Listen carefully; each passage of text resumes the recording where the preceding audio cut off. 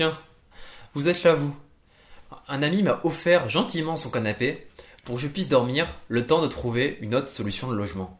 Mais bon, c'est pas facile de trouver un logement pas cher et de qualité. Si le logement est facteur d'inégalité, le prix est certainement la raison qui l'explique le mieux.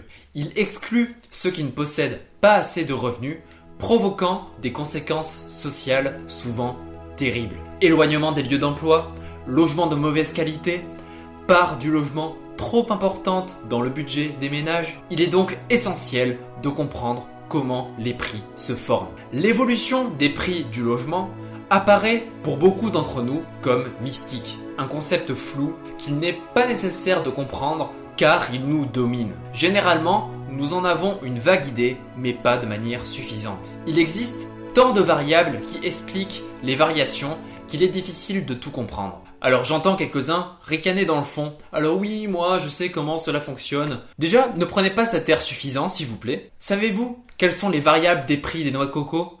Certainement pas. Donc un peu d'indulgence pour ceux qui n'ont pas les clés de compréhension. C'est ce que nous allons tâcher de faire maintenant.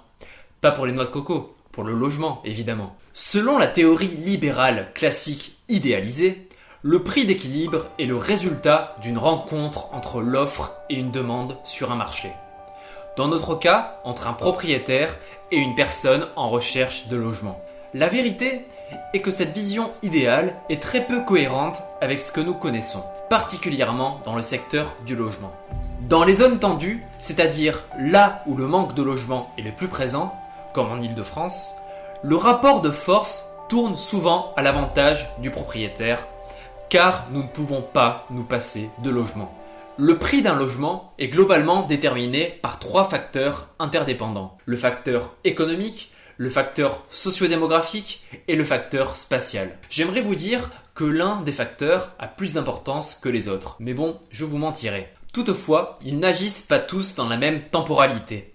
L'économie est la variable qui évolue le plus rapidement, avec l'alternance des phases de croissance et de décroissance, comme nous pouvons le voir depuis la révolution industrielle. C'est ce qu'on appelle la théorie des cycles économiques. Lorsque les conditions de financement du logement, les revenus ou les crédits sont favorables, la demande augmente, donc les prix progressent, car l'offre ne peut pas s'accroître aussi rapidement.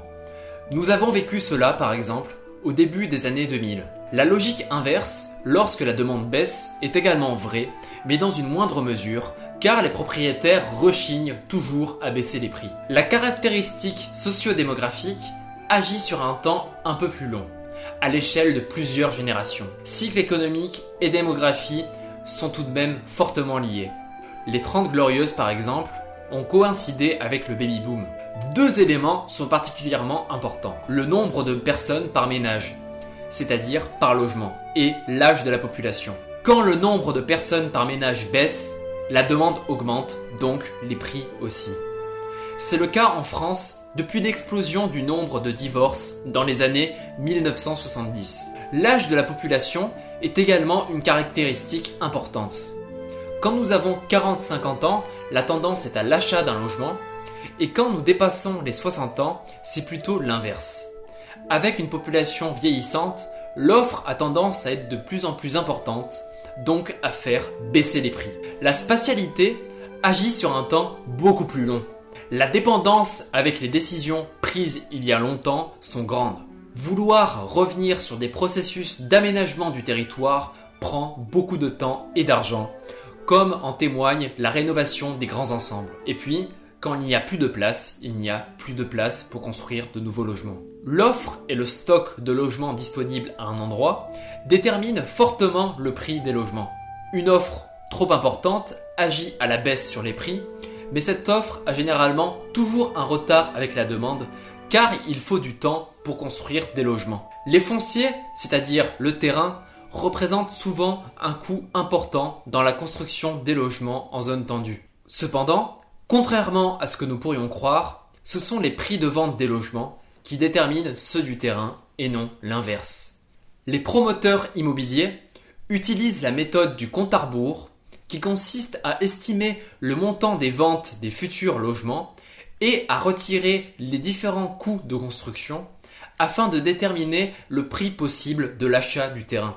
Si les prix des logements sont environ de 2000 euros au mètre carré et que les coûts de construction s'évaluent à 1200 euros au mètre carré, la charge foncière maximale, c'est-à-dire le prix maximum auquel on peut acheter le terrain, est de 800 euros au mètre carré. Toutefois, le prix des terrains vendus influe quand même sur le nombre de logements construits. En cas de désaccord sur le prix, les propriétaires fonciers peuvent faire ce qu'on appelle de la rétention foncière, c'est-à-dire ne pas vendre un terrain dans l'espoir qu'il se vende plus cher plus tard. L'aspect psychologique joue également un rôle important dans la formation des prix du logement, particulièrement lors des bulles immobilières, quand le prix est décorrélé du prix réel des logements. Les anticipations de hausse peuvent faire fortement dévier les prix, gonflant des bulles immobilières dans l'espoir de faire des futures plus-values. Le prix des biens n'est alors plus justifié car il ne correspond pas à sa valeur réelle.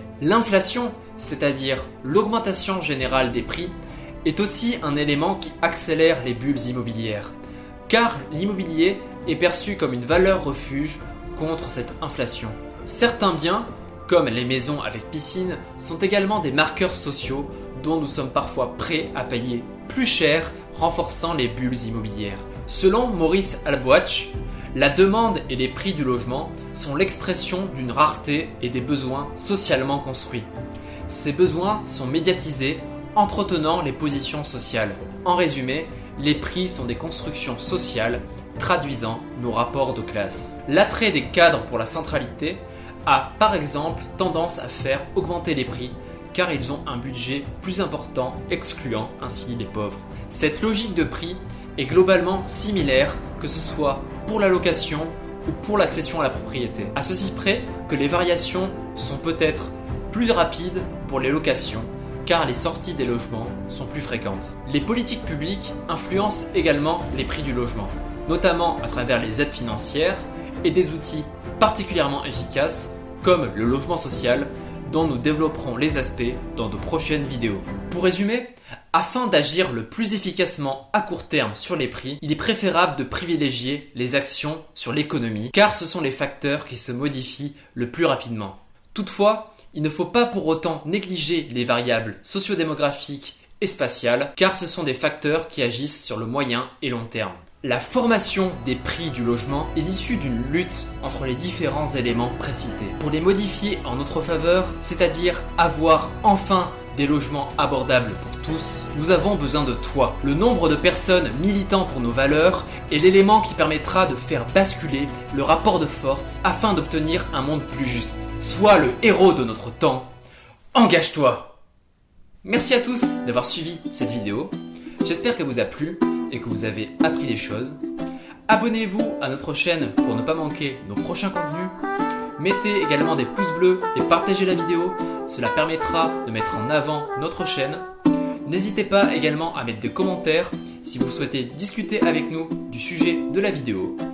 Je vous mets également ici et ici deux autres vidéos qui parlent également de logement. Et moi je vous dis à très bientôt. Je vais aller prendre mon petit déjeuner. Ciao!